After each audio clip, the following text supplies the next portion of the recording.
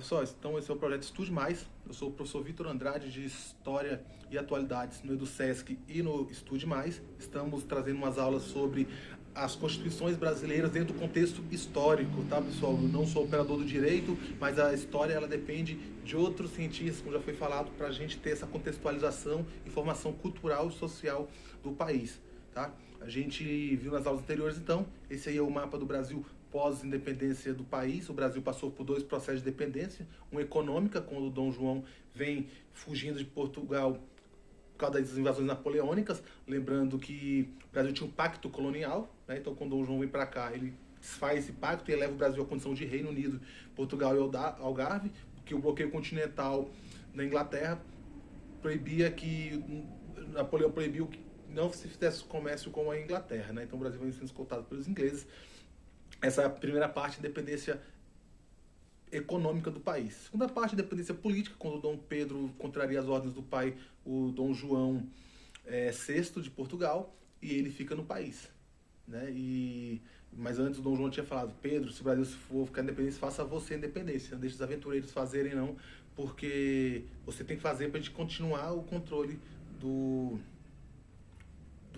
país, né, do Brasil. Esse é o mapa pós-independência do Brasil. Ele é formado por bem menos estados que hoje, as províncias bem menores que hoje, né, depois foram divididas, evidentemente, né?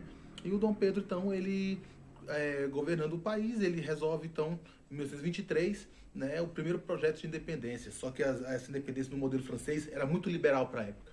Era muito liberal para os ideais do Dom Pedro, que falou que queria uma constituição digna do Brasil e de mim. O absolutista Luís XIV falava: o Estado sou eu, bem parecido, né? Então, ele queria uma Constituição digna do Brasil e dele. Então, era muito liberal para a época. O Legislativo tinha muitos poderes e isso botava em fragilidade o poder do Dom Pedro. Então, ele cerca a Assembleia, dissolve essa Assembleia, a Noite da Agonia, né? E ele dissolve. Então, ele resolve segurar o Estado com braços firmes e fortes, e em 1924, então, ele otorga a primeira Constituição do país, né, chamada Constituição da Mandioca. Por quê? Porque só podia votar, era o voto censitário, homens a partir de 21 anos que tinha certo número X de alqueires de mandioca. Também era uma forma de controlar a alimentação dos escravos, muitos escravos, muita terra, e evitar a sonegação de impostos também, né? Então a Constituição da Mandioca recebeu esse nome aí por causa dessa característica, tá? Em 1924, então, Dom Pedro ele criou uma Constituição, um Estado monárquico, hereditário, ou seja, pai para filho, constitucional e representativo, né? A Igreja Católica como religião oficial do Estado.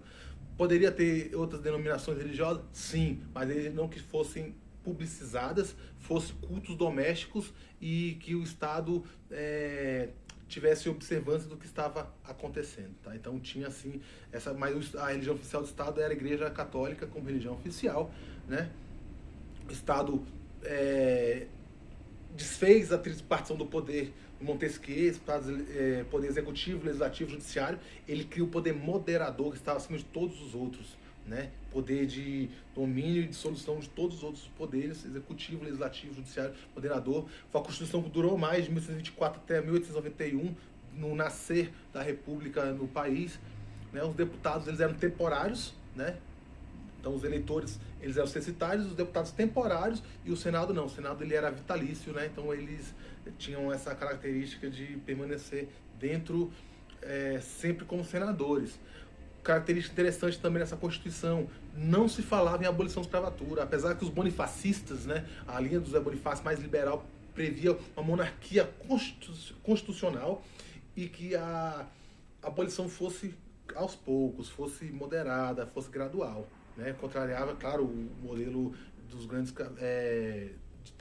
donos de terra no país, né? Então essa Constituição ela foi outorgada digna do imperador, né? E foi que durou mais tempo, né? A primeira Constituição do país, né?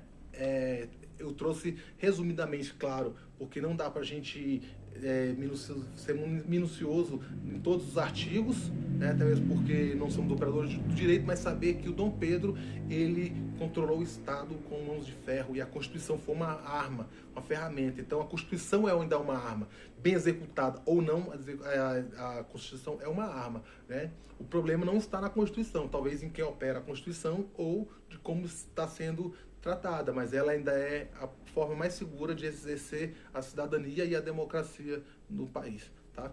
Então, pessoal, essa aí foi a primeira Constituição do Brasil de 1624, né? Espero que vocês tenham gostado, né? Vamos para a próxima aula, né? Então, vamos ter fé, fazer exercício, estude mais e vamos para o próximo encontro. Um abraço pessoal aí para vocês e a gente se fala.